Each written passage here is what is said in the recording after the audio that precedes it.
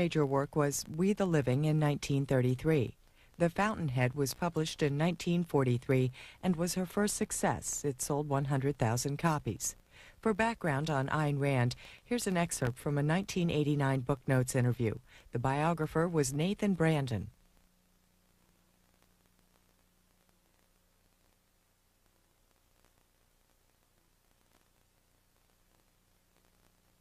Ayn Rand became famous. This was not her first novel, but she became famous for a novel called The Fountainhead, which tells the story of an independent architect of genius struggling to make a career against a society committed to tradition and mediocrity. And the essence of this book is a celebration of the importance of personal integrity and the defense of the morality of individualism. What she became famous for was Ayn Rand individualist, Ayn Rand champion of the creative mind, Ayn Rand champion of personal integrity. And this was a novel that would inspire literally millions and millions and millions of readers, and goes on selling in the hundreds of thousands of copies every year, both in hardback and in softback, now close to 50 years after its original publication. This book was followed some years later, of course, by Atlas Shrugged, which also became an international bestseller, which is the more global treatment of her philosophy, which tells really the story of what happens to the world when the people of ability go on strike against a sort of a statist collectivist world. And what I'm often asked in shows, well, what did she stand for philosophically? And although the issues are rather more complex than one can cover here, to boil it down to a few essentials to make it meaningful, I would say she was first and foremost a champion for the supremacy of reason, the authority of reason. Secondly, the argument that a code of ethics could be devised not dependent upon supernatural claims, but on reason, on human nature, which would respect the human being's right to belong to him or her own self. In other words, to own his or her own life, to respect his or her own needs, and not to see the self as more or less a servant of society or the state or the globe or the planet. She was a great individualist, as I've already said. She was a champion of the rights of the individual, which socially therefore meant a champion of the individual against the state, therefore an advocate of capitalism. So in simplified essence, and it really is simplified, this is what the name Ayn Rand is associated with, and this is what I taught through Nathaniel Branden Institute for many years. Let's talk about her, just bring people up to speed on, she's dead now, but where did she come from? She was born in Russia. She came to America in the 21st year of her life, marginally speaking English. She had a long, very difficult struggle. She held many, many jobs before she could break through as a writer. She became world famous with The Fountainhead, followed by Atlas Shrugged, followed by a series of non-fiction books. She died in 1982 at the age of 77. Her influence, while worldwide, is especially relevant in the great political changes of the last decade. People such as Nobel laureate Milton Friedman or presidential advisor Martin Anderson, as well as others, have commented on the fact that she is clearly one of the intellectual forces responsible for the reorientation in the 1980s to a reappreciation of capitalism, a reappreciation of free markets, a turning away from the statist socialist orientation that was definitely had a higher respectability in the previous decades than it does today. Needless to say, a great many other factors were also influencing the chain of events, other intellectuals, and also the various worldwide sheer failure of socialism to work. But among the intellectual powers, I don't think anybody would argue that Ayn Rand was one of the major influences. Now, a discussion of the writings of Ayn Rand. The Religion and Philosophy Book Discussion Group in Philadelphia picks a different book each month. We visited on the day the group talked about Ayn Rand's philosophy, Who Needs It? You'll notice the hour and 20-minute discussion. How do I know? Okay. All right. I'd like to welcome everybody to Barnes & Noble Center City's Religion and Philosophy Discussion Group. This evening we are going to be discussing Ayn Rand and philosophy, Who Needs It? And I'm sure that there are a lot of people who have not read the book but have probably read some of her fiction novels, Atlas Shrugged and The Fountainhead. This book here is mostly a compilation of some of her lectures and some of her letters that she wrote in her newsletter. So there's quite a broad range of topics here to be discussed. So just about anything that you could possibly think of to be said could probably somehow or other fit into this discussion this evening. If you haven't read the book, you're just welcome to listen. I'm sure just in your everyday thoughts you might have something to contribute anyway. I'd like to start off the discussion because it was funny today. I wasn't even really thinking about Ayn Rand or anything. I was walking to work this morning and I was passing a church in Center City, Philadelphia, and outside of the church they had those little signs where they put up these little sayings that churches do. And this one said something about, I can't remember how it went exactly, but it went something to the effect of that humility is holiness. Okay, which I thought, wow, it's just the opposite of Ayn Rand's whole idea, in which, and I have a quote here, she says, an exalted view of self-esteem is man's most admirable quality.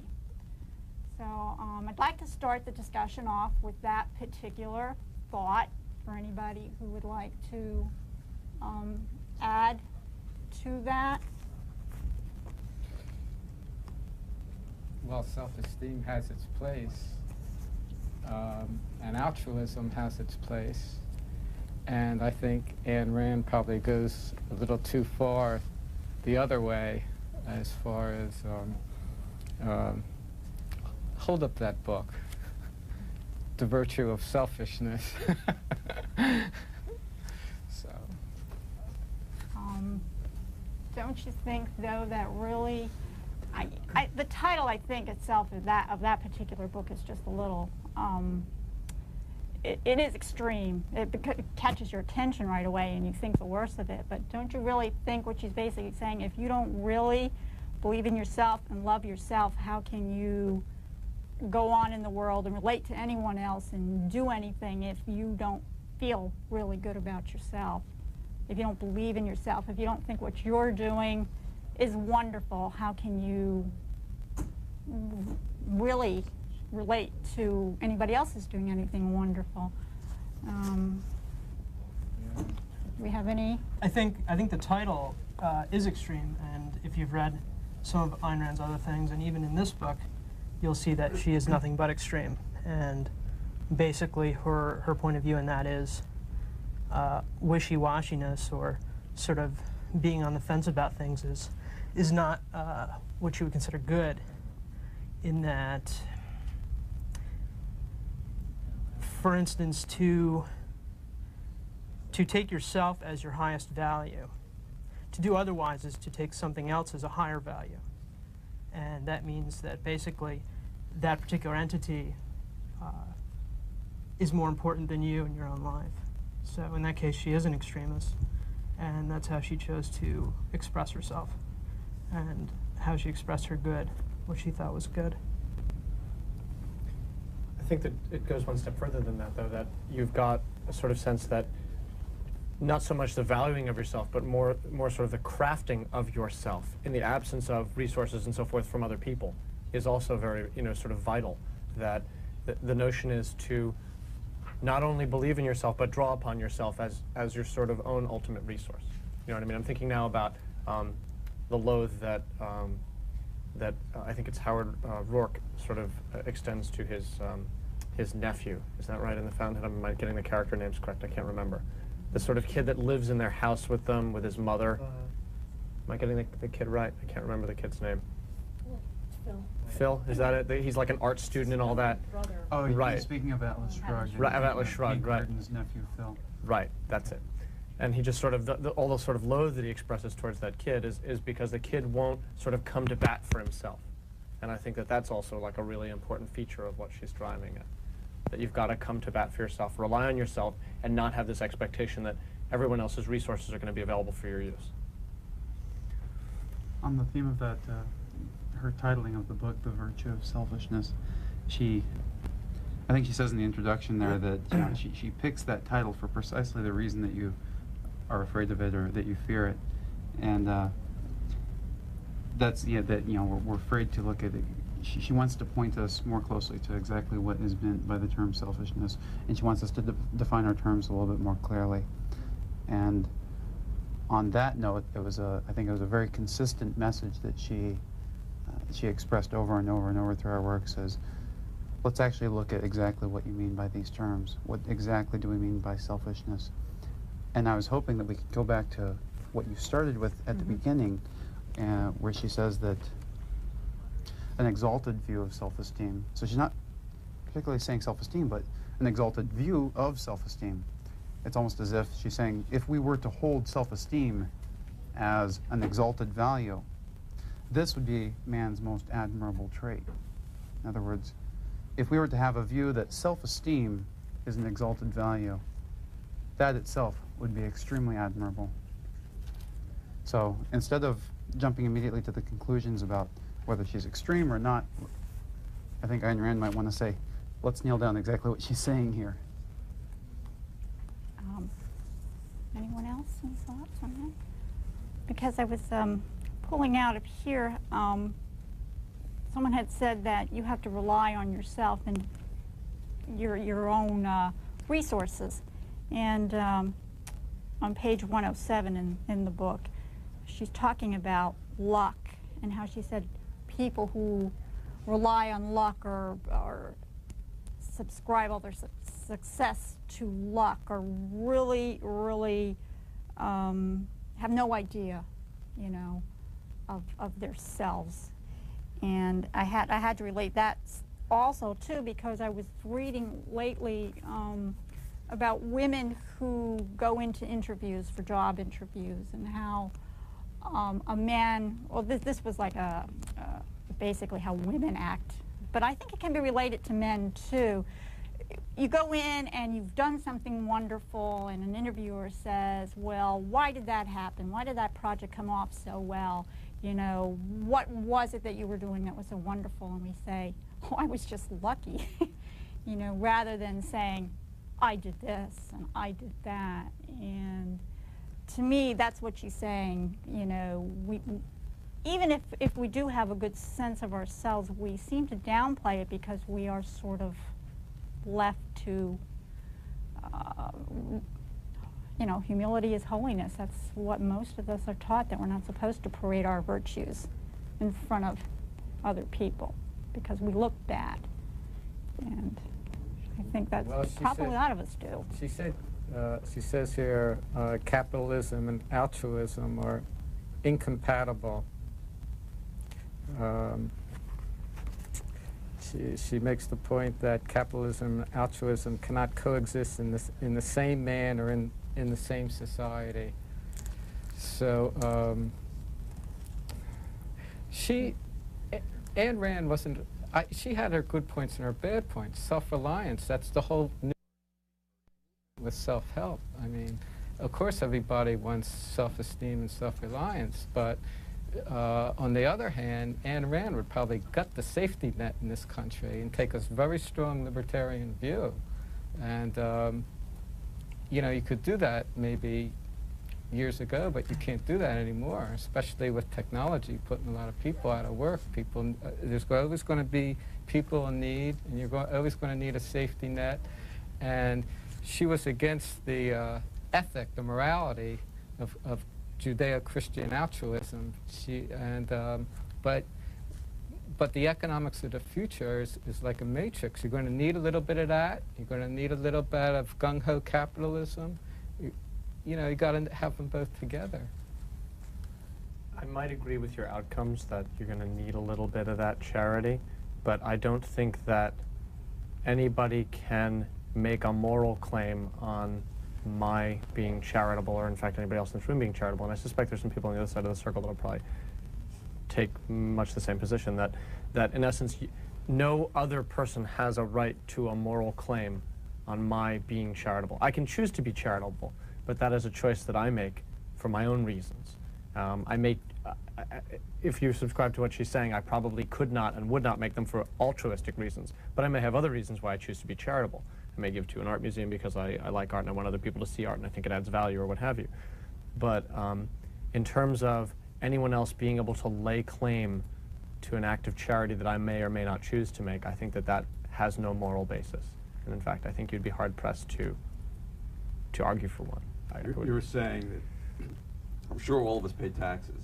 Right. You're saying that that portion of your taxation, which goes as redistribution of wealth to someone else, you wouldn't agree to that.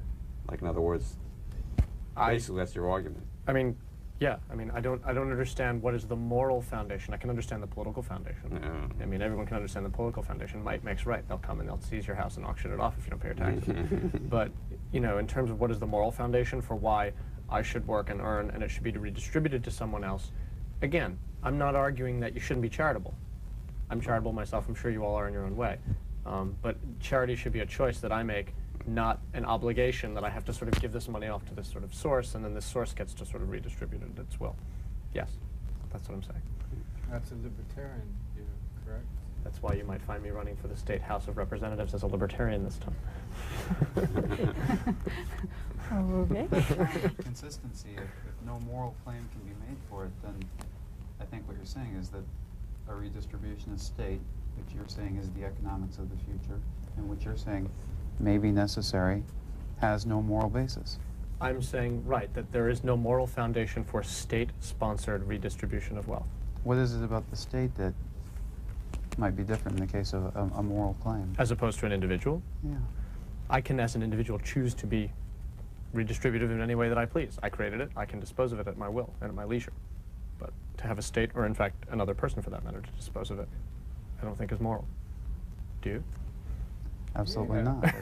But I think that we could identify why, and that's because it's an issue of coercion. It's an issue of compelling a person to, at one instance, be productive, exercise what Ayn Rand would extol as these virtues of rationality and objectivity, and being purposeful, being driven by some goal, and exercising reason to produce these values.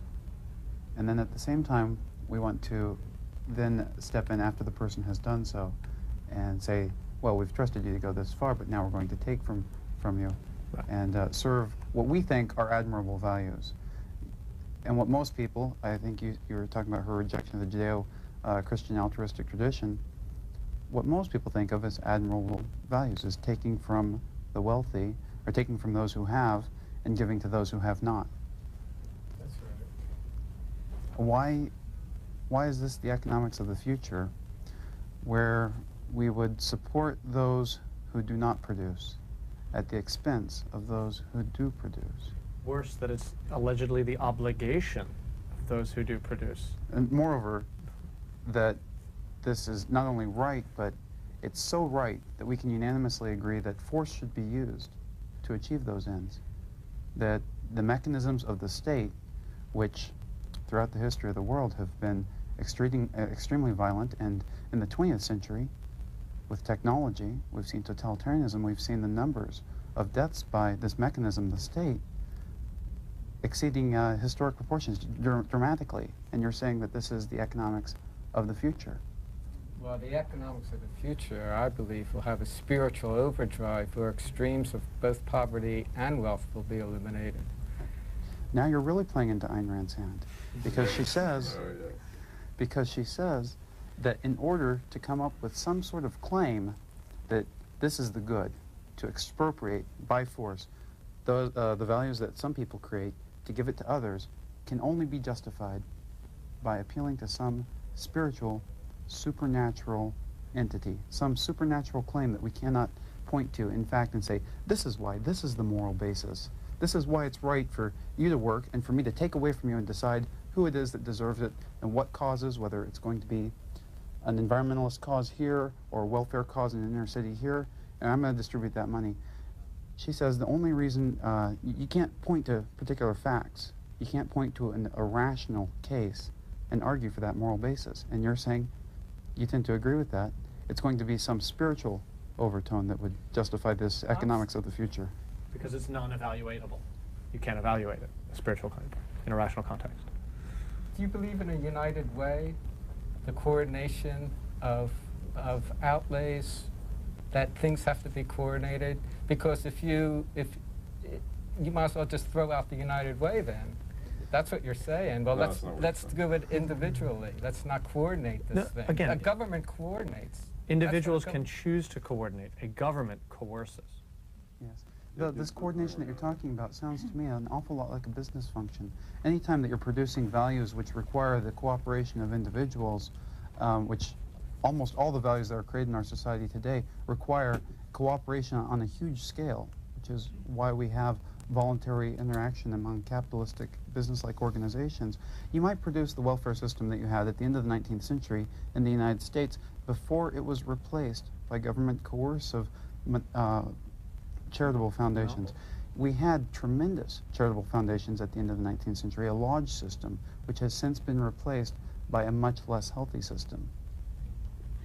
Are you saying, okay, libertarians, now if I'm not an expert on Ayn Rand by any means. I would also like to be careful to draw the distinction between Ayn Rand and libertarian philosophy. Exactly. That's what I was going to ask you to sort of clarify, because as I understand it, and you know, you may certainly correct me, that Ayn Rand didn't really approve of libertarianism. Right. And libertarianism, is that like no government whatsoever? Libertarianism, I mean, historically, I'll be mercifully brief on this for the people in the room.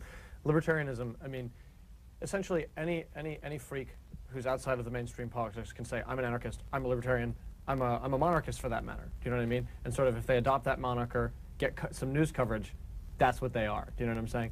So you have a lot of people who've stood outside of, say, the core beliefs of a particular party, let's call it the Libertarian Party in this case, who have in fact espoused publicly that they are libertarians. Whether or not they happen to prescribe, or rather ascribe a certain set of values to their behaviors and to their belief system remains to be seen. Do you know what I'm saying? When I say that I'm a libertarian small l, it means certain things. When I say I'm a libertarian capital L, it means that I'm buying into a party platform because it's a political party. What does it have to do with Ayn Rand? My belief is that a lot of the notions, the notional underpinnings of capital L libertarianism in this country drew from or were motivated by a lot of the same sentiments that Rand puts in her writing. And that's why I think that you'll find a lot of the people who are reading her stuff and liking it and buying into it philosophically are oftentimes buying into libertarian politics. I think that they go hand in hand because I think the underpinnings in a lot of ways are the same. I don't know if epistemologically they are exactly similar, but I think the underpinnings are largely the same. Does that make sense to anybody else? I agree with you. Ayn Rand would have said, or I believe she did say, that libertarianism was not philosophically justified, at least from her point of view. Right. But the conclusions were pretty much the same as what you've said. Right. Another way for people to understand libertarianism is to think of liberalism before this century. Right, classical liberalism. And that sort of gets back to your question about, does it mean no government? I would say that it is in fact false, that libertarian equals anarchist. You know, anarchists are the people, you know, there is no government like no government, right? That's not what libertarian politics is about. There are certain functions that a state can't perform, that individuals can't perform, rather, that a state has to perform for them. I can't negotiate with France. You know, somebody has to sort of go and represent us and negotiate with France. It's not something I can do. Likewise, I can't secure our border, if in fact you argue that we should be securing our border, but I can't secure our border. Do you know what I'm saying? That's something that we would have to do as a nation state. There's things that are larger than an individual's ability to transact with another individual, right? So that's the purpose of the state. The purpose of the state, however, is not to redistribute wealth or to coerce people to go and fight wars in foreign countries against people with whom they have absolutely no beef at all, but who a multinational oil company, for example, might have a big beef. You know, that's the job of government today, is to take people out of the Midwest and the inner city and go dump them in Bosnia because somebody else is mad at Bosnia. I think if you ask most of those people in the Midwest, do you see what I'm saying? So notionally, that's what's happening. Okay. So libertarian with a small l, libertarian with a capital L, they're not necessarily the same thing. No, one's the philosophy and one's the actual party. Libertarian with a small, I would say, is more of a sensibility. You know, much like classical liberalism, sensibility. More on a personal? Yeah, level? you're not ascribing, I don't think, to any sort of really, really formal sort of stuff. Libertarian with a capital L, there's a party platform. Libertarianism as we use it today, small l, could just refer to the classical liberal political economic philosophy. You can identify all sorts of classical liberal scholars. Jean-Baptiste Say, Adam Smith might be identified as a libertarian. Locke, certainly most of the founding fathers, Thomas Jefferson. And this philosophy, revamped in the 20th century, revitalized by scholars like Ayn Rand, did tend to, it brought back the term libertarian. In 1940s, Ayn Rand would have identified herself as a libertarian. She would have used exactly that term. Said, my political philosophy is a libertarian political philosophy. She identified with various other individualists at the time, whether Ludwig von Mises, the Austrian economist, or Isabel Patterson, who wrote The God of the Machine, and was a close friend of Ayn Rand's. But the Libertarian Party itself was founded by John Hospers, who was a classical liberal political philosopher at UCLA, and this was an associate of Ayn Rand, somebody who spoke with him very often. Murray Rothbard, who is an Austrian economist, was also one of the founders of the Libertarian political party. And both of these people were heavily influenced and inspired by Ayn Rand. Since then, there have been many people who, Ayn Rand was very big on the consistency of her philosophy as a system. And as a movement, her philosophy, which she called Objectivism, as a movement, has been characterized by some of the problems with this insistence on the consistency of the system. And that has sparked some of the conflicts which have resulted in Ayn Rand wanting to distinguish herself from libertarianism, preferably libertarianism with a capital L. She wanted to distinguish herself from that party because she felt philosophical differences with the Libertarian Party, namely that they would not adopt her philosophy as the foundation of any philosophy of political freedom, which would be libertarianism. I mean, you're making a good point, which is that she was trying to leave a philosophical legacy. And so it's really important to understand her, I think, in context. Do you know what I mean? I mean, she had certain goals. I mean, she wanted to leave a mark on philosophy.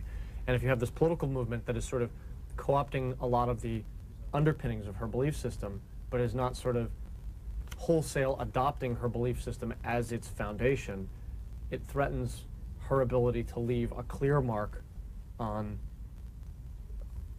metaphysics and, I guess, on modern philosophical epistemology. You were referring to some of the people that she influenced and she was influenced by. I remember reading somewhere, too, that among her close associates at some point in time was Alan Greenspan. And is anybody? Okay. I don't know. And I mean, is he still? Yes. I mean, I think he's doing a great job, and for my money, you know, he seems to. He's been more outspoken in the last few months, in fact, and it's become a little bit clearer to those who have questioned whether his affiliation with Ayn Rand has lasted through the decades intellectually, ideologically. It's pretty clear that, in fact, it has, and he would still identify himself as an objectivist.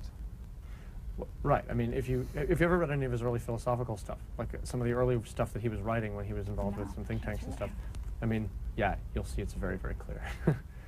I think that there were some papers that he wrote on, for example, things like the gold standard. Has anybody else read any of this stuff? Yes. Yes. And it's pretty clear. You read that? Yes, it's in one of Ayn Rand's books. Capitalism. An Ideal. It has co-published with Ayn Rand in at least one collection of essays. Yes. But if you're looking for influence within these upper philosophical circles, Clarence Thomas would be an example of somebody who would be proud to recognize his influence by Ayn Rand, and Ronald Reagan would be another. Ronald Reagan's cabinet members each were required to read Atlas Shrugged. The Reagan Doctrine, which was contributed significantly to the largest debt you've ever had. Yes. But interestingly enough, all spending bills originated in the House of Representatives. So to whom exactly would you ascribe that debt? Side point. Democratic House of Representatives. Right, a Democratic House that existed at the time. The liberal Democratic House of Representatives. What would you do with the poor people of this country? I would help them. How? Personally, through charity. I would help them by leaving them free. Right. And by letting them face the very natural incentives that all human beings face in developing goals for yourself and then working to achieve those goals. If you take a child who is crippled and you insist on putting them on crutches and raising them on crutches, never allowing them to walk for themselves, never requiring them to walk for themselves, and you take those crutches off after 15 years, you will have a cripple who cannot walk. And the state has been doing that to inner city youths for years. Isn't the that education a little system. Raising a child Extreme who's is a crippled very and making him is a walk? very relative term. Extreme is very much relative to the status quo at the moment. And our status quo in the 20th century, we have inherited this incredibly wealthy nation, and we take it very much for granted. Thanks to Franklin Roosevelt? Economic causes, I think, play out a little bit longer, and I think that if you really want to identify the causes of economic prosperity in the Western civilization, you would identify them taking off in the Industrial Revolution by people who are motivated by profits. The reason why you're talking today and why we have all this capitalist windfall is because when capitalism was about to go down and out, it got a big serum of just the right adrenaline in the form of socialism that sort of like kept it from going under. Socialism is such a serum. That was the matrix that was needed to get us where we are today. Well, You weren't living back then, and I wasn't either, but I heard that things were getting really desperate, and all the historians from all the intellectuals, they thought that this capitalist miracle would not go to distance, and the reason it has is because that socialist capitalist matrix has preserved it through a lot of Public works. well, in the beginning, but it's just been enough to keep this ride going. And if suddenly you want to take the plunger and just shove everything out, that's you see, Ayn Rand was not. She did not live at the time of this technological revolution. Now you have like a farmer. One farmer can do the work of 90 laborers now. You have, a lot of people. Civilization, however. No, there's a lot of people who are going to be displaced because of this technological revolution. If there is any point in time in history when we need some kind of safety net and not need a libertarian president of the United States, it is right now, at this moment, at this time. At any time that you have a technological development, you have displacement because costs fall in certain sectors, prices fall and prices rise in other sectors, and certainly people should be displaced from less productive roles to more productive roles. That's for granted. So you've made a correct economic description. However, you're trying to talk about the debate in the 1930s. You've summarized the Keynesian position. Okay, there was an economic calculation debate between Hayek and Mises on the Austrian side, arguing for freedom, and the Keynesians arguing for a greater role in monetary control. Okay? I'm talking about the 21st century. Okay. I'm not talking about you. But you're trying to take a position on what happened in 1929, what caused the Great Depression. Right. Government control of the money supply. Government spending caused the Great Depression. And high tariffs. And that was certainly played a role. However, you're talking about an economic debate which has been settled. Now, in the 40s, we believed with Keynes that more government was the answer. The last 50 years of economics has settled that debate, and we know very well that government caused the Great Depression. Government has caused a very similar situation in East Asia over the last 15 years, and we're now starting to see the crumble of that system. A very relevant current events question is, are we going to bail them out? Are we going to continue to have government redistribute funds irrationally? Government can't distribute funds rationally. Only markets can do that. Only business people who are attuned to the needs of their customers can do that. Curious about something, kind of getting onto another subject. Ayn Rand always seems to speak of rationality and reason and so on.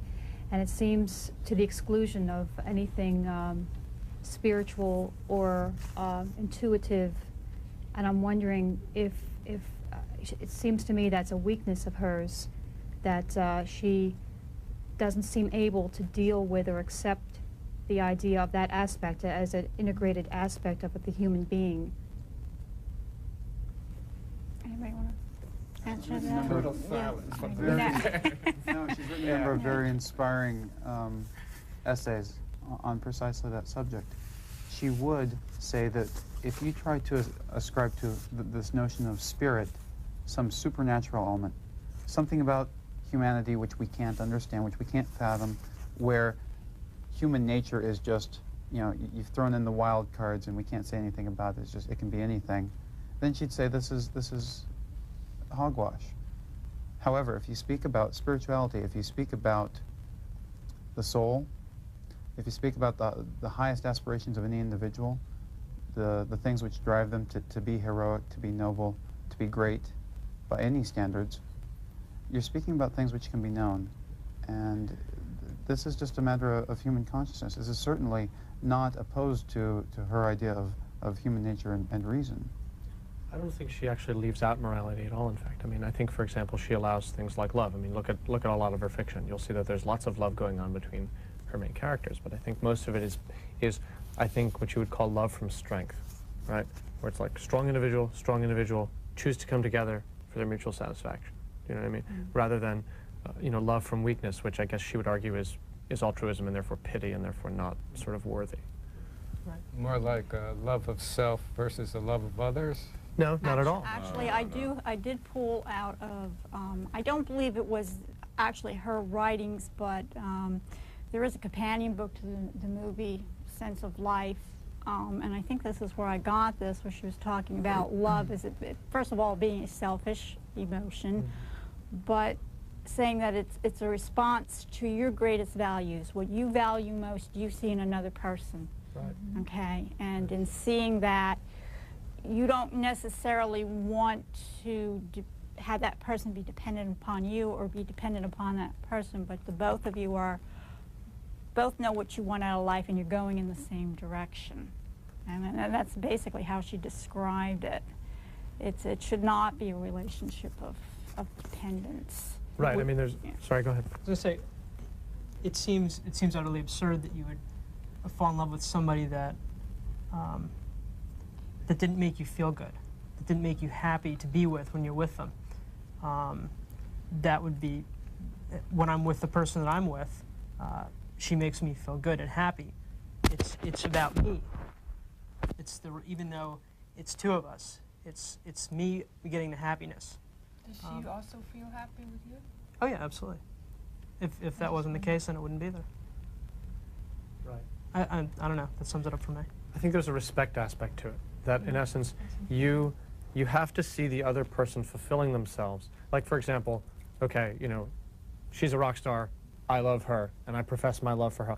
Well, what exactly is she to respect about me? Do you know what I mean? If I elevate, it's got to be more of a sense of equality. Here is what I am doing in my life that's worthy of respect, that you can see and admire as a realization of something that you value, and I see the same in you. I think that's really, at least in her novels, that's the sense that I get of her notion of love. I think it very much ties into what you were talking about, the quote that you used. What of the question about spirituality? It seems to me that if there's some question about Ayn Rand's take on spirituality, I mean, especially some of the passages from her earliest work in The Fountainhead, I think you must only be talking about some spirituality where you find meaning in life in something larger than yourself, something grander than yourself. I think that's the only type, the only notion I can think of that's real popular. That you would say this is spirituality and Ayn Rand will have none of it. Well, I haven't read that much of her work, but what I have read, my sense is that everything seems to have to be rational from her standpoint. I don't. It seems unusual, especially for a woman. I think, and I know that's a huge generalization, but it just seems like it's missing something. It's not holistic from what I gather. Taking on an 18th century notion of what rational means, that would certainly be the case. And many people, including many admirers of Ayn Rand, have had this very mechanistic sense of what she means by rational, or what we would mean by reason. This was the inspiration for the character Spock. Spock was a takeoff of some follower of Ayn Rand, of an objectivist, somebody who's, you know, this Ayn Rand portrayal, the rational human being. He's strictly logic, no feeling. That's a notion of rationality that we would attribute to Descartes. There's this mind-body dichotomy, there's a reason versus emotion dichotomy that Ayn Rand actually wouldn't really accept. She had a much more naturalistic notion of what would be rational. In the evolution of a lot of her thinking and what we might call objectivist philosophy since Rand, represented by psychotherapist Nathaniel Branden, for example, his work is really excellent on this point. A rational approach to living well and to living holistically, you might say, or living according to your human nature, obviously a lot of it's going to be focusing on getting the most out of life emotionally, having healthy emotions. This is a rational approach to emotions. You don't want an emotional life which is self-destructive, or which is contradictory, or conflicted, or it causes turmoil in your life. And that's simply, I think, a rational approach to emotions. I think Ayn Rand would agree with that. Couldn't you have a rational approach to your own spirituality or to your own emotional needs in terms of, for example, being nurturing towards children, being nurturing often towards sick people who need help? In general, feeling a good deal of benevolence and compassion for others. But what about spontaneity? Does everything have to be filtered through a rational? Does the filter always can anything just be spontaneous, coming from one's particular desire, momentary desire? Sure, but to understand that spontaneity looking backwards, I think you overlay sort of a rational map on it. Do you know what I'm saying? Mm-hmm. Like, you know, the moment you're being spontaneous, you're not thinking, gee, this is awfully great. This is the realization of many of the things that I value. I mean, I don't think that's the act that a lot of people go through. You've got these ideals so ingrained right. in you. You just sort of know automatically, right. And it comes off as being spur of the moment right. stuff, but actually, and I think probably for most of us, spontaneity is just that, is something that we've already sort of intuited into our values. One of the things you might say in response to the questions about spontaneity, if you look at the evidence from psychotherapy, from psychology, the people who are best equipped to be spontaneous in a way which is healthy and which contributes to furthering their life are also the people who value reason highly, who live fairly, who live rational lives, who live psychologically healthy lives. I mean, if we're just talking about psychological health, naturally that's a value and should probably be the highest value. And I don't think that Ayn Rand would necessarily disagree with that. She says self-esteem has got to be one of the highest guiding values of your life. If spontaneity and emotional spontaneity is a crucial part of that psychological health, sounds like she's all for it. How do we teach self-esteem? I mean, she talks about the Montessori schools. I mean, we're talking about, I mean, we have this gentleman here who's afraid that we don't have a safety net for people. We're just going to cut them off and they're all going to sink and that's going to be the end of them. But, you know, there is some quote, whatever it's from the Bible or whatever, about, or you give a man a fish he can eat for a day, you teach him how to fish he can eat for life. It's from Jesus. Thank you. I'm not very good with the Bible either. Beings that we have come out of the FDR era where, and I'm not so sure, I've often thought that FDR was, this whole idea of giving, just for socialism was not a good idea. But I'm not sure that if he hadn't been president that we would have come through that period of time as a nation, as we are. But now we have created this sort of welfare thing where people, and I know there are people out there who feel that they are owed this just because they are. Okay, you owe me something just because I'm here. Mm-hmm. How can you take her views and get children now, okay, to have this self-esteem and say, And I have 2 children, and I'll be honest with you, the reason I like Ayn Rand, and I didn't even realize it was Ayn Rand, you know, it was like I raised 2 children by my own, and the only thing I kept saying, it's your responsibility. Everything is your responsibility. You know, I can give you advice, I can give you help where needed, but ultimately anything that you do or become is your responsibility. And that was my word, responsible, responsible, responsible. And how do we get children today who are, you know, with their parents, and their parents get them all these goody things, just, you know, get out of my hair, and, you know, therefore they feel they're over. How do we start that now? I mean, our school systems is just... I mean, I can tell you how... I don't have any children. So for those of you who have children in the room, you'll think I'm just talking to talk, right? Because if you haven't had kids, you don't know squat about kids, right? We want to hear from all the people who have children. Right, exactly. But in terms of, maybe I'll direct it more generally to, how do you motivate people who do not appear to be motivated on their own behalf? And I would say children fall into that, because children don't know that they have to be necessarily, or they don't know how to be necessarily. I would say that you have plenty of adults in this world who are in fact not motivated on their own behalf. Why does someone stand on a corner and collect change? Why would someone do that? Because whatever their needs happen to be, whatever it is that they are looking to get, they're getting by doing just that. Do you know what I'm saying? I mean, it's very much a rational decision. That decision may have been made long ago, and in fact, the act of asking for change at this point may be realizing some value a priori. They might not even have to think about how that's realizing a value, but at a certain level, it's realizing a value. They stay there and do that because it works and they can. Same reason you go to work. I go to work because I can. Perhaps they feel helpless. They've established this pattern of helplessness and they don't see any other options. Right, but I think what they've done at that point is lower their expectations to the point where this act can meet those expectations, those lowered expectations. And what would you do with this individual panhandling on the streets? I would do a couple of things. I would show him that the only way that something's going to change and that his needs are going to get met is if he motivates on his own behalf. That's it. It's that simple. What happens if he's mentally disturbed? That's a different story altogether. And what happens in that case? Then I think that it gets a lot more complicated because the rational basis is out the window when you're dealing with the mentally ill people. Maybe somebody else can think about that for a minute while I collect my thoughts on it. The minority of people are mentally disturbed, so it's a very small amount of people. Right. And I don't think the normal people's lives, of which like 99.9% are, should be subservient or be sacrificed to these people. That's the first principle. I think if you're mentally ill, you can...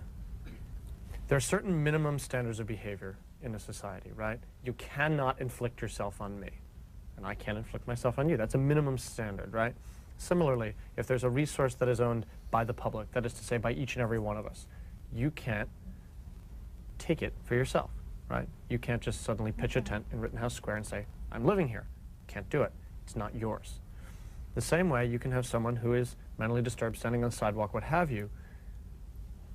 That's one thing. As soon as the person sets up residence on a sidewalk, do you know what I'm saying? Lays down, camps out there, then what you've got is someone who is in fact taking what's not theirs. And if the person can't or won't understand the rational basis for why they can't do that, then they have put an obligation on you as the rational person to do what you need to do to restore that balance. To show them, much like you would show a child who doesn't understand, there's certain things that you can't go over to the other kid's lunch table and take their lunch because it's not yours. And so that's what you have to do. You have to take a mentally ill person and you have to get them to the point where they can understand the rational basis for transacting with other individuals in a society.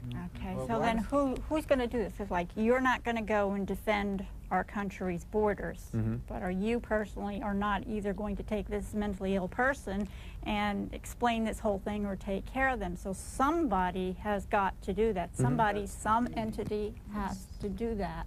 That's the beauty of a free society, is that we have so many diverse interests.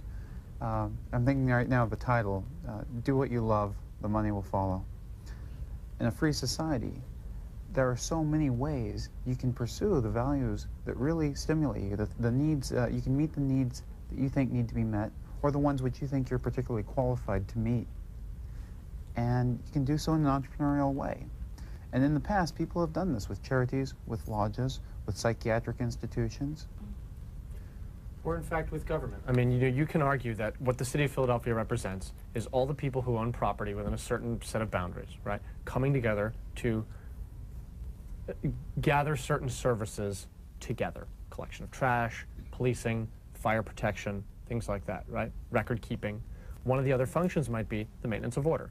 I think that's a reasonable function for government, that in fact no one person goes and inflicts themselves on another person.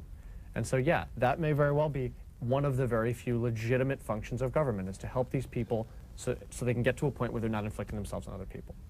Yeah. So you're saying we need a safety net? I'm not necessarily saying we need a safety net that's as broad or as deep as catching anyone who chooses to stop walking, but I'm saying that you might need a safety net that chooses to, or that can catch people who legitimately fall off the boat. And I think it gets back to your point that you've got far fewer people who are legitimately falling down, as opposed to people who are simply choosing not to walk because they know as soon as they stop moving, they will fall into a... Why does it have to be either or? You know, she speaks, Ayn Rand, rational morality of self-interest, which is the opposite of altruism. And here you just can't admit that the government should take out a few bucks and help these people who need help. Now, I think they should, but there's no altruistic basis for it. None. I can't admit that. As soon as you do so, your life belongs to somebody else and not yourself. There's no altruistic basis for what I'm describing. In fact, you might have missed the last 10 minutes of what I was saying. I mean, where I traced, literally traced, from beginning to end, the rational basis for what I was arguing. Can anybody else maybe fill in a little? I would just say, keep in mind that when the government is going to take a few bucks, the government does not just print money. It doesn't work like that. They send these people out to your homes and they ask you for your between 20 and 40% of your wages. And that's where their money comes from. And if you don't like it, you go to jail.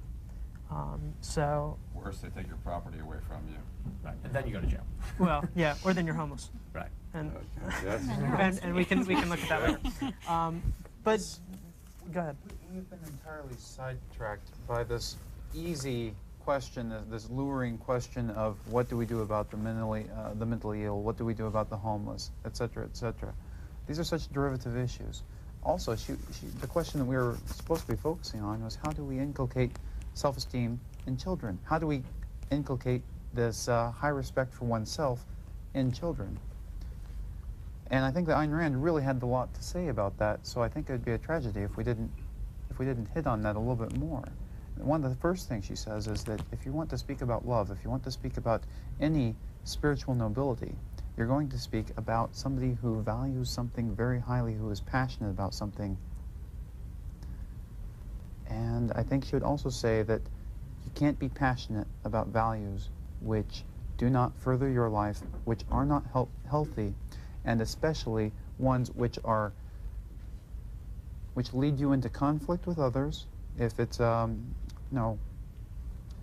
which are not healthy for your life in the holistic sense, and that they further all of your values in terms of healthy social relationships, healthy productive work, healthy romantic relationship, and of course a healthy relationship with yourself. But the only way to do it is to value something highly, to say, this is mine, this is what I love in the world, this is what I'm going for after, this is what makes life worth living, this is what makes life meaningful. Allowing children to develop those values, those goals, I think, is a critical part of enabling them to develop healthy self-esteem.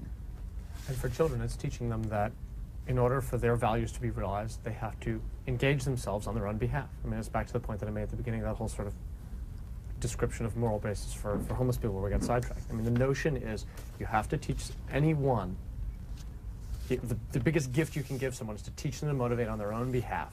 And that freedom is, in fact, not something to be feared, which was, I think, the first phrase that you used when you started to describe sort of the whole safety net thing. It's a fear, right? That the first thing that you should think of in your mind should not be fear. Fear of failure, fear of this, fear of that, fear of anything else. But the first thing that you should think of is that if you motivate on your own behalf, you can get what you want. You can get your needs met, you can get your values met, and you can see your own desires and drives realized in the world. You can build your own Taggart Transcontinental. Trish, I'd like to stay on this point about the children and self-esteem just a little bit longer. I want to say that I think that what we have been doing to children has been precisely the opposite. I think that we have been taking away from them the freedom to look at the world and say, wow, there's so many great things out there that I can do. Because that's how I tended to feel once I got into college and started to get away from having my life controlled and, you know, following this perfect little steps, sequences that you have to do on a daily basis to get to that point where you're actually starting your life. You look out there and there's so many wonderful things to do, and especially with the last 20 years, with this market economy taking off, with the information economy taking off, with all the technological opportunities out there, and you say, there are so many neat things to do in the world. There are so many businesses I could start. There are so many foundations that I would love to work for. But children don't see that. Instead, we've got them very much regimented into a pattern where we simply tell them exactly what they're going to do, the sequence at which they're going to do it. We schedule their entire day from them down to 50-minute periods, and we hold them there until they're 18 years old. And then we spring on them the question of, oh, by the way, now you're responsible for getting on with your life. What do you want to do with your life? Figure it out. What's your profession going to be? What's your profession going to be? You know. Does anyone else here besides myself have children? I've seen children on TV. But they're not like my children. I have 3 daughters. One's in college age, and she was struggling on what she wanted to do, you know, and she actually came to the point where I'm quitting. You know, I don't want to do anything, and I, you know, think about this myself, and the same thing he came up was like, you know, for 18 years, this kid went to high school, and now all of a sudden I'm saying, well, what do you want to do, you know? And I said to myself, that ain't fair, you know, and my wife is, oh yeah, she's gonna go, I'm saying, but it ain't fair, you know. All of a sudden, I gave her a year to decide what she wanted to do for the rest of her life, you know, and to me, it wasn't quite enough time for a child to make a decision. From 17 to 18, now you got to figure out what you want to do the rest of your life. And I didn't figure it out for 20 years, you know what I mean? And I don't know, it's just like a thing that you want to push your kid to the best, you know, and tell them it's okay if you fail, it's okay if you fail, you know. And then when she came home and failed, I was like, what are you doing? Ain't you studying? You're going to fail. Yeah. You dropped your course, what are you, nuts? Yeah.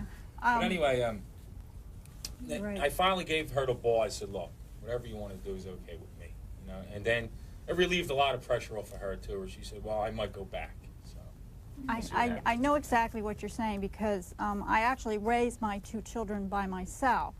You know, I was divorced, and their father didn't care to participate in their upbringing. And both my children, son and daughter, especially my daughter, when she hit 15, just went. Now, I said, as they were growing up, I was trying to make them responsible, because we had to be. We were functioning in a small family group, and we were it. Didn't have a lot of relatives.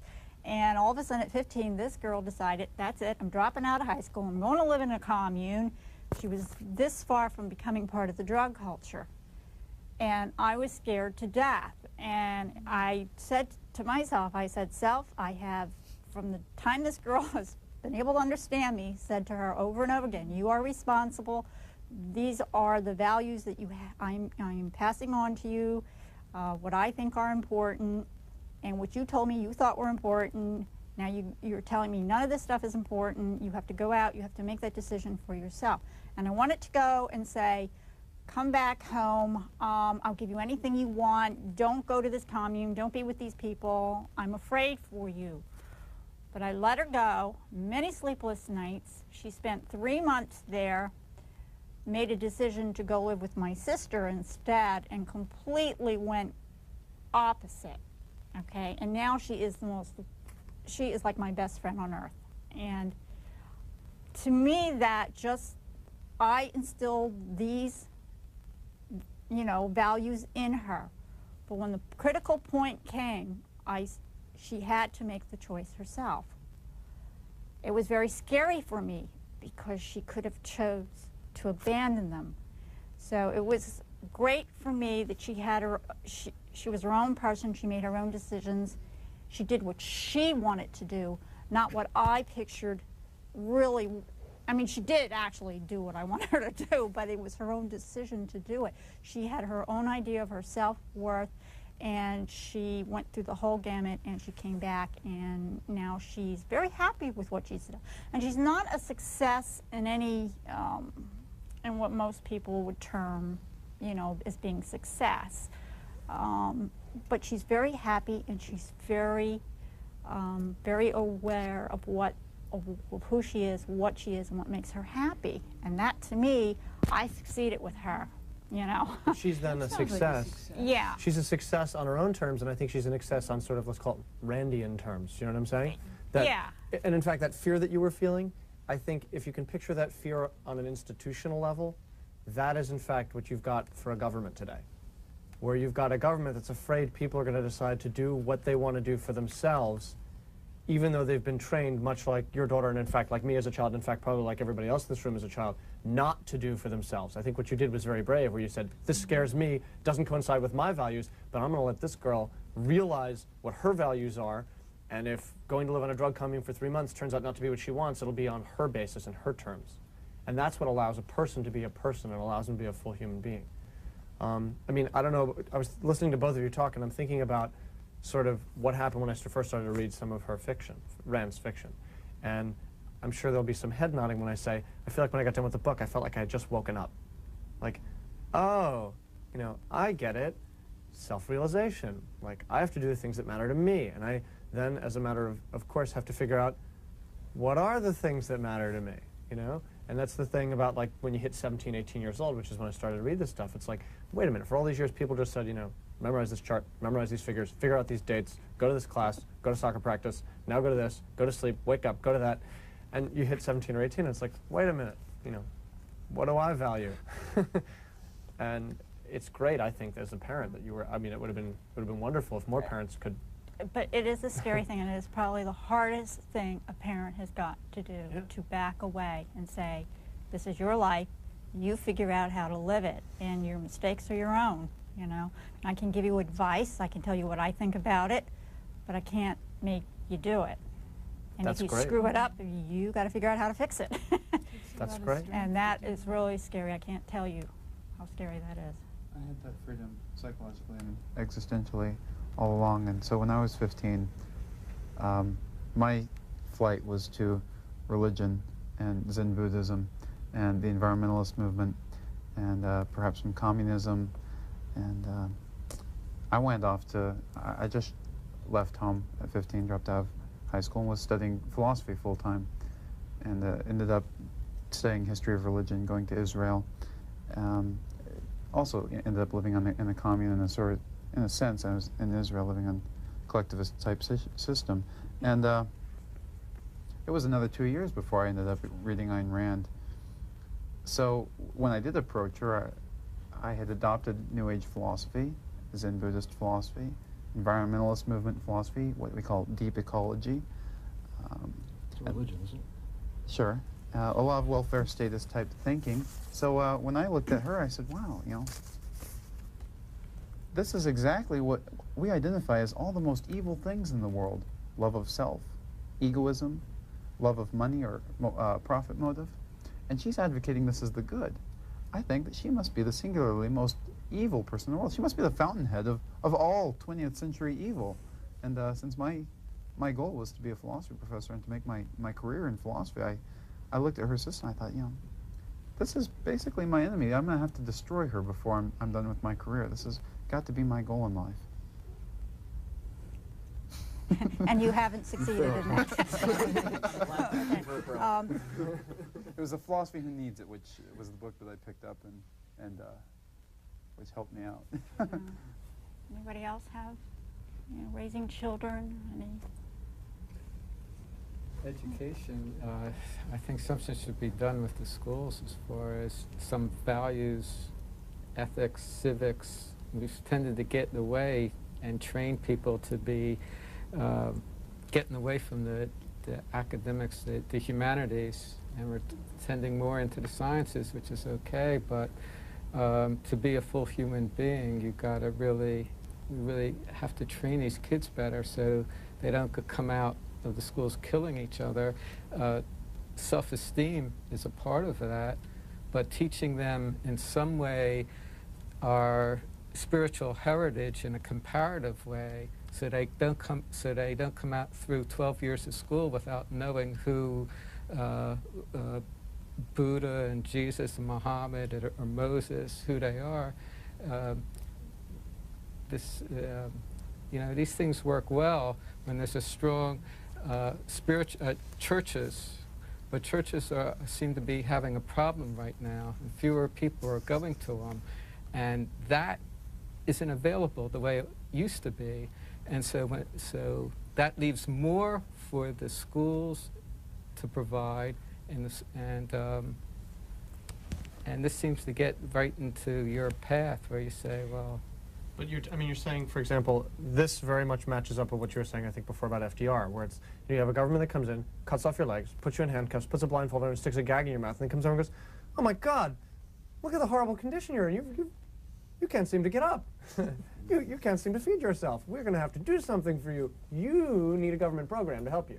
And it's very much the same sort of thing, where you say, well, churches have become irrelevant to a lot of people. Why? Because people had all these needs that were just not getting realized through conventional religion. School's the same way. A child wants to be motivated and challenged to figure out sort of what he wants and what she wants, how she wants to see her values realized through the world, and the school is just sort of saying, yeah, go to fourth period.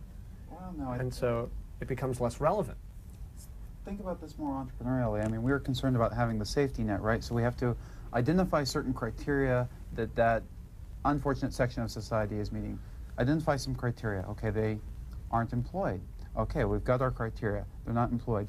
Now, we're going to solve the problem by throwing money at them, or by giving them certain, food stamps, government housing programs, whatever else you can. So we're talking about strictly material values here. We're just gonna try to meet their material needs, right?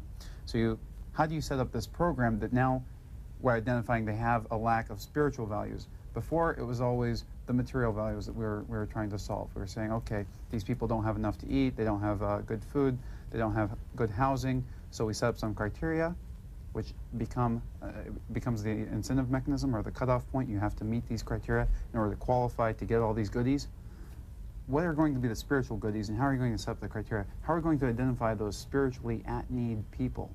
Are they going to be people like me who are driven by profit motive, who wouldn't give money to people standing on the corner, who think that the government school system should actually be done away with so that we can have better systems come into place? I would be, I think, a spiritually at-need person. You have to separate the goal from the process, too. I don't think anybody doubts that, children should be educated. I don't think anybody doubts that, mentally ill people should not be, standing on the corner gibbering at themselves and, harassing her. I mean, clearly that's not good, But what we're talking about is the difference between being compelled to provide for these people in a manner and through a mechanism that I don't agree with, and having an option to assist these people in whatever way I view as ratifying of my belief of how these people should be helped. That's really the difference. I don't think anybody disagrees with you that, like I said, children should be educated. Incredibly, babies should not be born with massive birth defects if that can be prevented. I mean, all that stuff should... But that kind of assumes that you're living in a world where you can plant a seed in your backyard and grow a tree full of education. And say, oh, here's yours. And in fact, that you don't even have to do that because it just grows itself and the fruit gets picked and rolls down the street to somebody's house. Right. These things all require effort. They require people to do things. And that's just not something that appears out of nowhere. It does require a lot of effort. It also requires a lot of criteria. I got carried away a moment ago. What I'm trying to point out is that if you want to create a government program, you have to take a certain process. You set up criteria, you take money from one group of people, you channel the money to another group of people, you decide what it is that they're going to be given, and now you're talking about expanding. I think that this has been the most significant failure of our country, is the failure to allow free education to develop. I think that education, as you've been saying, the children have to be educated. This is, I think, the most important thing in the world, is to have good educational systems, is the guarantor of all technological progress, scientific progress, is the guarantor of investment, of savings, of responsible behavior. Nobody's right? Nobody's but the question against is, how do we education. achieve it? I'm saying there are certain ways in which government programs have to be implemented. You cannot escape from it. How are you going to implement this government program of providing for more spiritual values and moral education and religious education within the schools? And you're already talking about the most dismally failed system to come out of the United States of America, the public education system. Now you're talking about doing more with it, which means, by the way, that we have to do less of the scientific education, less mathematics, we're already failing at that, less grammar, we're already failing at that, and we're going to allocate that time now to more religious and theological and moral training. But if that I don't think, because we had touched on this topic in another discussion group, and it's not that we were discussing that you should be teaching religion in school, you should be teaching ideas in school. A broad area there is, I mean, all kinds of ideas, and I don't think that a lot of children coming out of school today have any idea of the basis of thought that there is just alone in the Western culture, and then there's the Eastern culture, and they're not aware of what the human intellectual heritage really is. And I think that's what we were referring to, that they just don't understand all the different, I think, and I don't even think Ayn Rand would have turned out what she had been if it hadn't been for all the ideas and thoughts that went before her, you know. So. Well, but you're looking at public schools, right? I mean, why public school? Anybody who can afford it in this country, for the most part, doesn't send their children to public school. They send them to a place, a school, whether it be Quaker school, Catholic school, Jewish religious school, name your religion, your political philosophy, school, and it exists. Why? Because people are willing to put their resources in a place that lines up with their value system and put their children in an environment like that. Well, when the public schools have failed, why is that? Because they can. If you're a teacher, you can sit at the front of the classroom and you can fold your arms and put your head down on your desk, and you will likely retain your job with a minimum of effort. Probably not if you put your head down on your desk, but you could sort of fail dismally as a teacher and retain your job. Why? Because that's the way it's set up. Because bureaucracy, once it's set up, I think, ceases to serve its original customer. It, in fact, becomes a self-serving mechanism. I'll give you another example, very briefly. HUD, right? The Department of Harm and Urban Destruction, right? I mean, they'll come in, and their ostensible purpose is to house people, right? Do you think anybody who can chooses to live in HUD housing? Hell no. You do everything you can do to get out of public housing. Why? Because its goal, its ostensible goal to house people, is really not the case. The goal now is to have a large budget where you can hand out patronage and keep a bureaucracy in motion and keep those people in jobs. Well, I think everybody sees the need for a revolution in the public school system and in urban development. The question to you, I suppose, is do you think greed is good? I do. Well, I mean, you know, when did you stop beating your wife, Mr. Goldstein? I mean, it's not a kind of question that you can answer and come off sounding correct. I think a better way to put it is the way Rand puts it, if you want to hold up the book again. You know, the virtue of selfishness. Which one? That one. You know, rather than saying greed is good, I would rather say it's important to motivate on your own behalf. I think important is, too, is to understand what greed means. It means to want something for yourself. Right. Badly. And fine. I like having things for myself. That's the most important thing to me, is my happiness, my stuff, and... Well, that's aspirations. You can have aspirations, but still be sensitive to needs of people. What's the most important thing, though?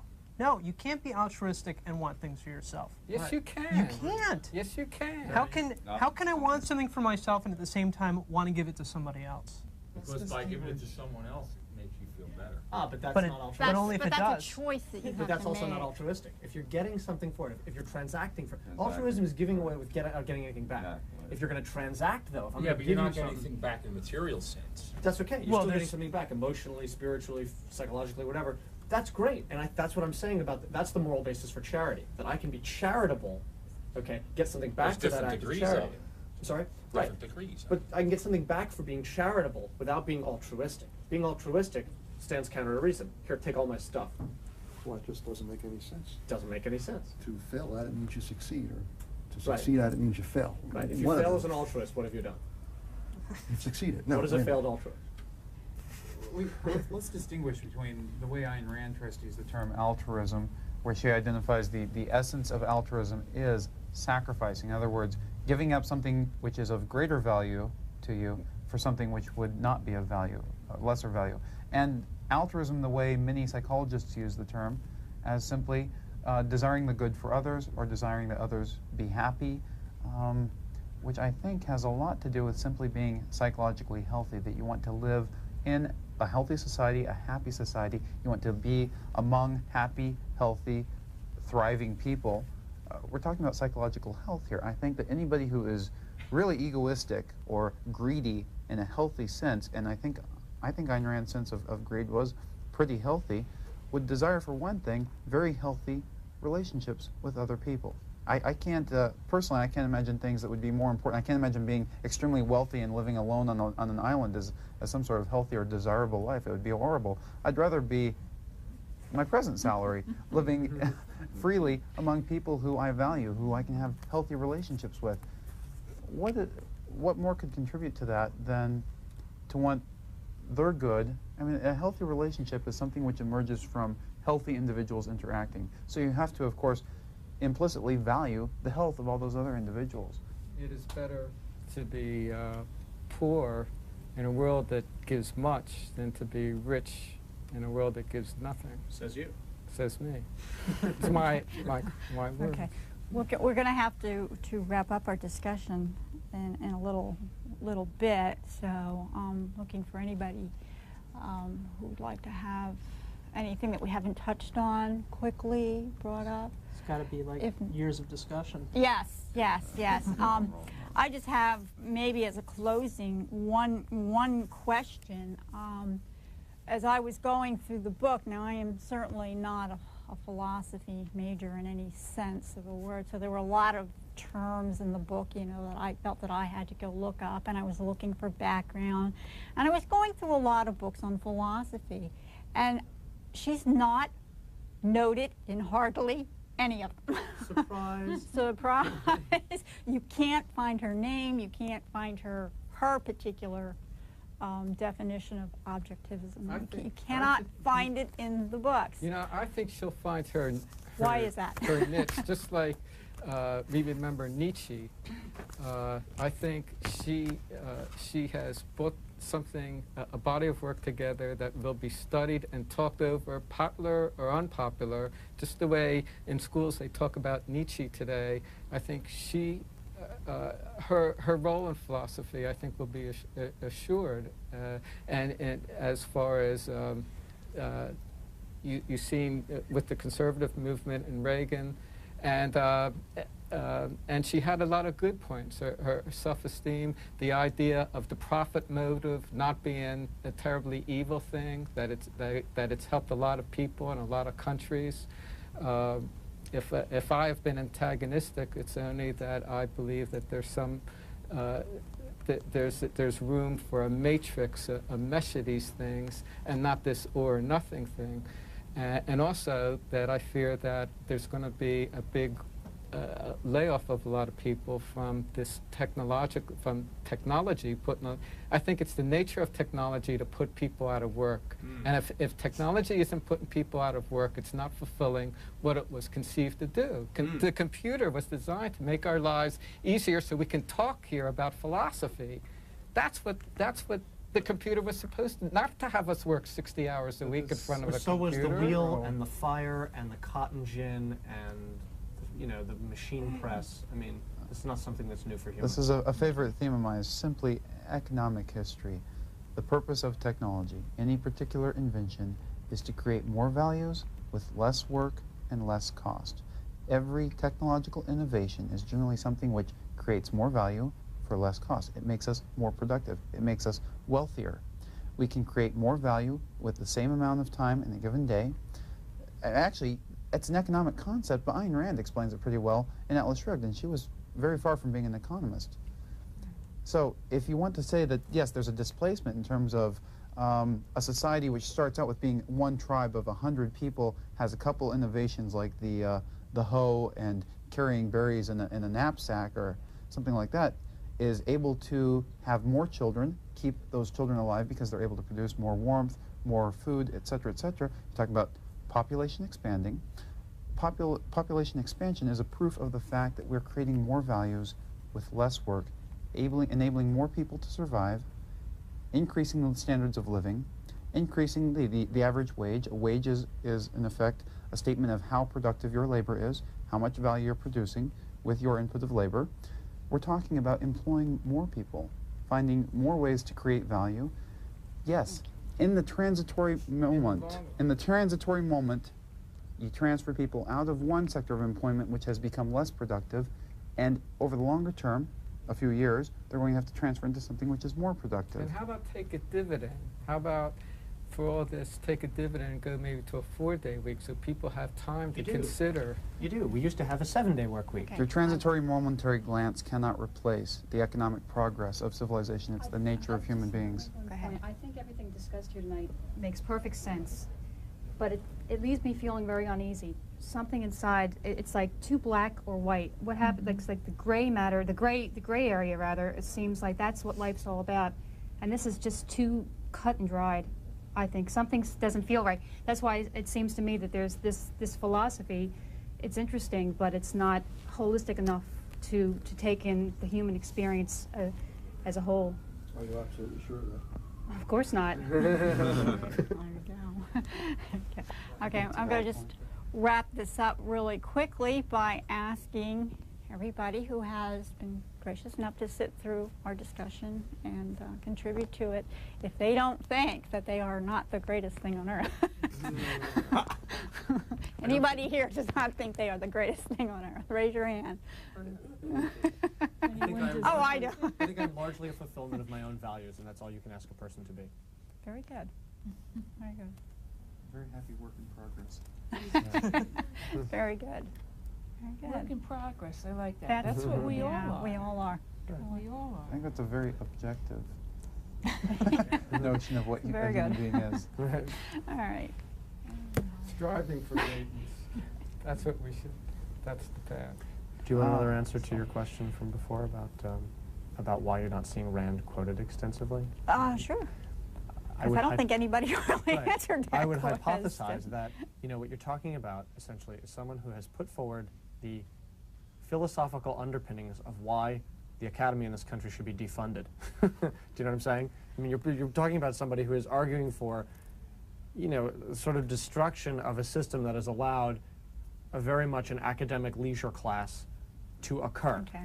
And if you are wondering why they won't extensively quote, study, and promote her, I kind of thought that because she had talked about the intellectuals. Right. They're clearly not aligned with her. It's such a critical question, though. If we were to take it seriously, you can identify the fact that she was antagonistic, that she is often very strident, that she often dismisses entire schools of thought blithely.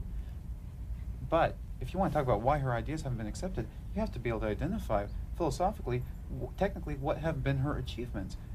And I have seen very few people able to do that, to identify the fact that she, primacy of existence versus primacy of consciousness, enumerating the law of identity, law of existence, etc. These are technological achievements which have simply yet to be adopted. They will be in the long term. Would you say she's the queen of capitalism? I don't know that I want to put a small word on her, but I can certainly say she's a new philosopher as far as philosophy goes, and that her ideas, I think, will gain value in time. Well, we'll see. We'll see. Okay, we have to wrap it up, folks. I'd like to thank you all for coming. This was interesting, and hopefully we'll get to see some of you at our future groups. And I just have to say before we break it up that we do have lined up for our next discussion group.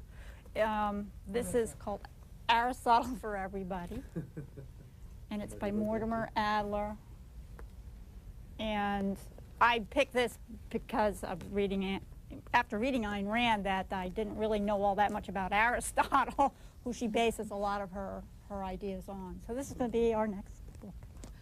Okay? All right. Thank you very much all. I appreciate it. This paperback version of Ayn Rand's Philosophy, Who Needs It, is published by Penguin Books. There are also a number of Ayn Rand websites you can visit for more information, including the Ayn Rand Society at www.aynrandsociety.org.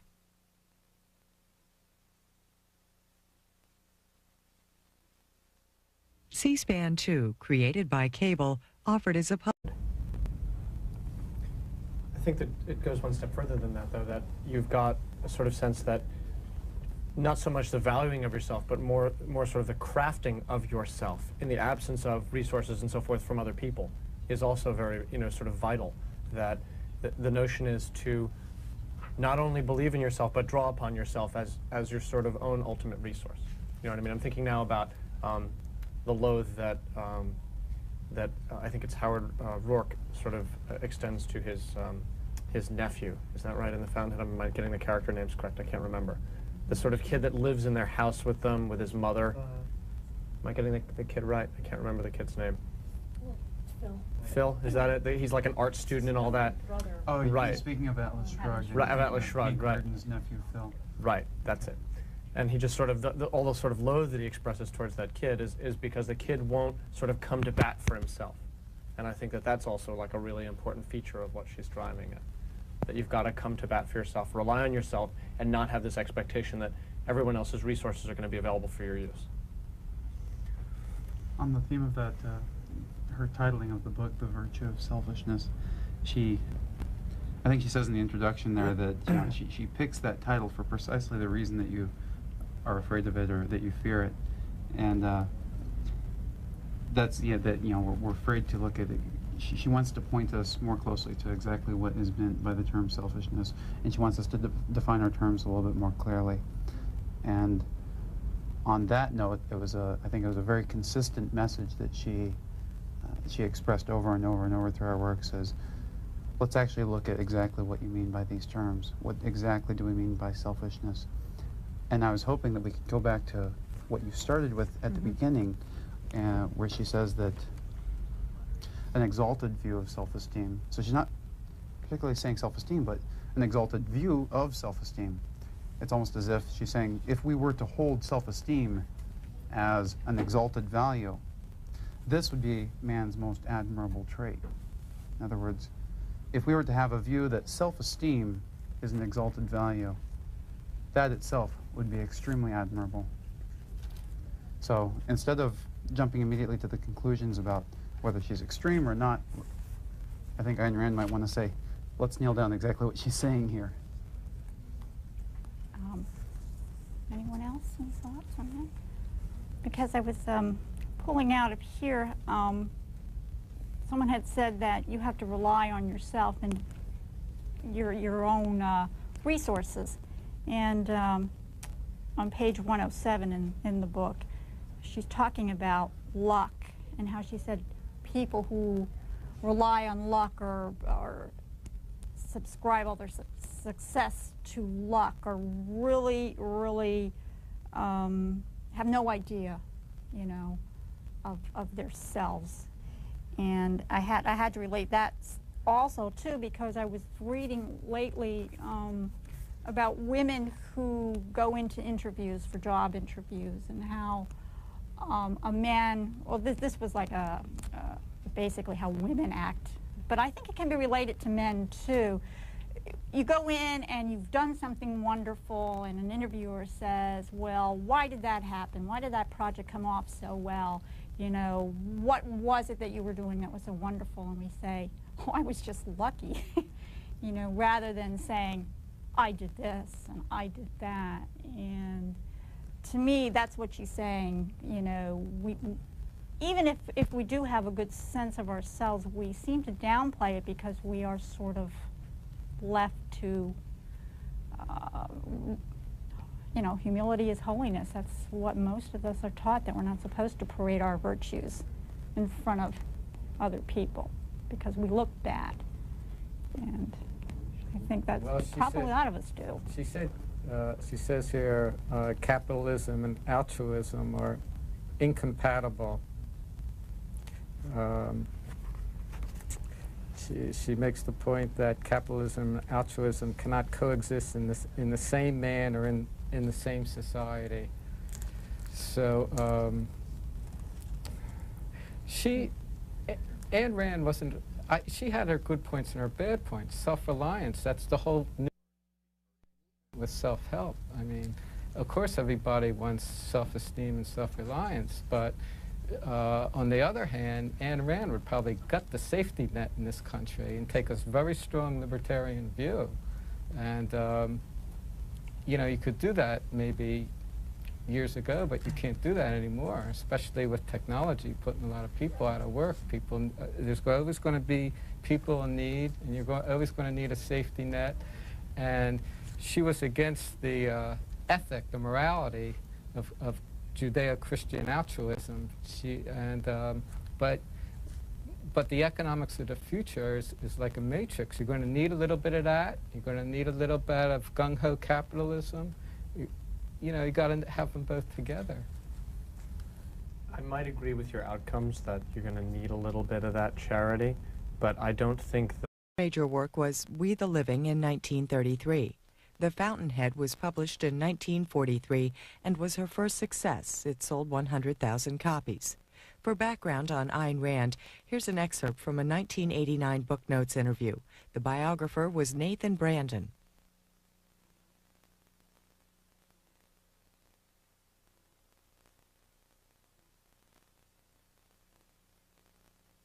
Ayn Rand became famous.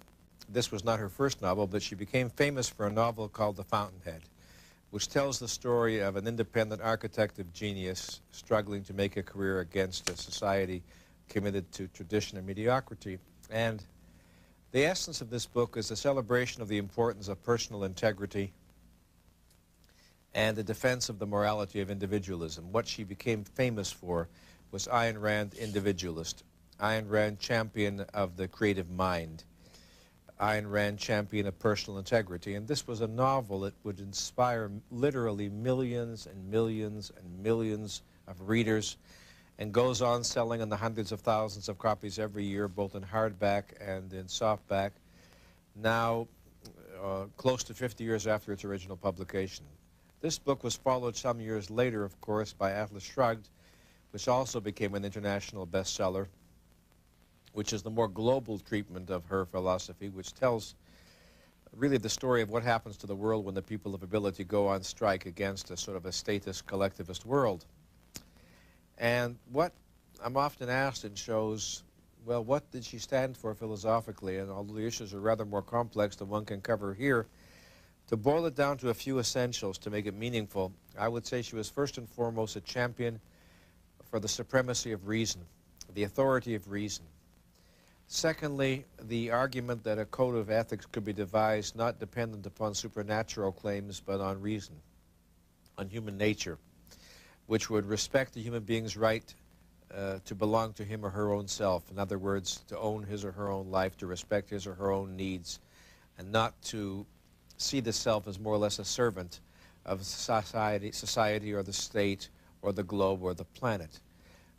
She was a great individualist, as I've already said. She was a champion of the rights of the individual, which socially therefore meant a champion of the individual against the state, therefore an advocate of capitalism.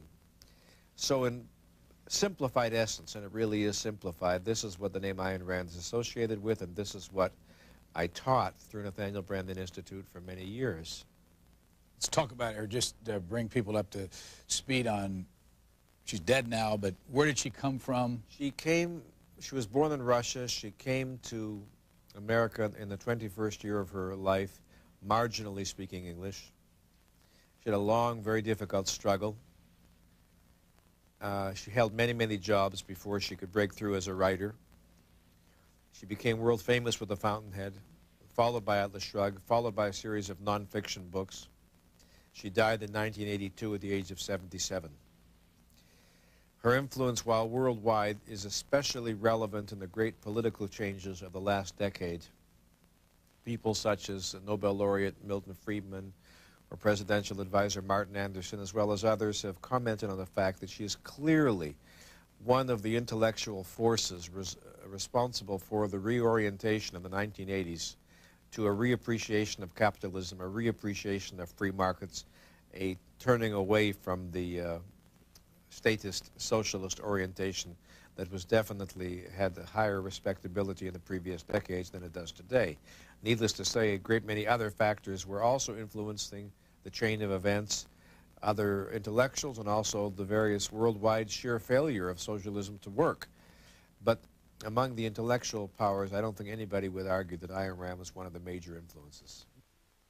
Now, a discussion of the writings of Ayn Rand. The Religion and Philosophy Book Discussion Group in Philadelphia picks a different book each month. We visited on the day the group talked about Ayn Rand's philosophy, Who Needs It? You'll notice the hour and 20-minute discussion.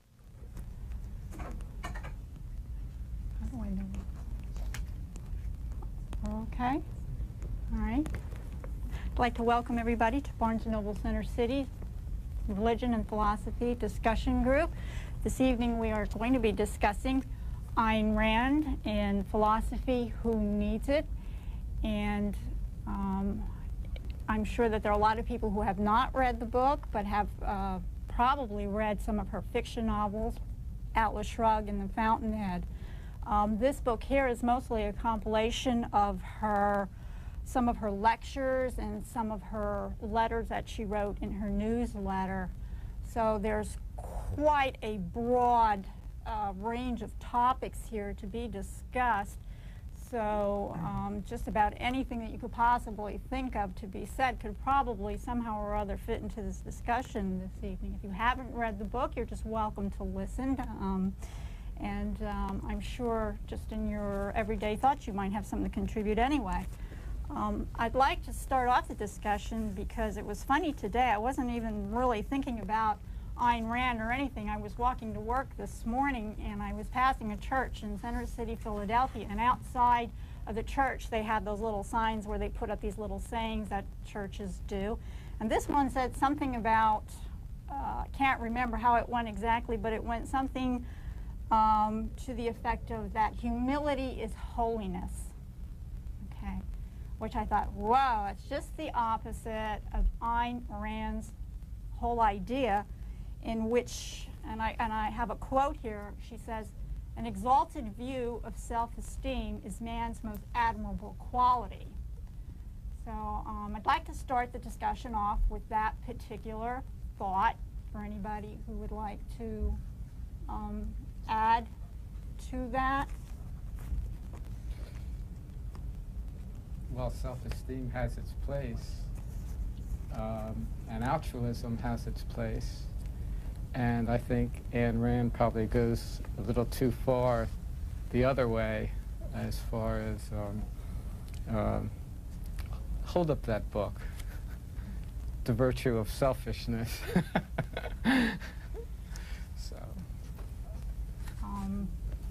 Don't you think, though, that really, the title, I think, itself of that particular book is just a little, it is extreme. It catches your attention right away and you think the worst of it. But don't you really think what she's basically saying, if you don't really believe in yourself and love yourself, how can you go on in the world and relate to anyone else and do anything if you don't feel really good about yourself?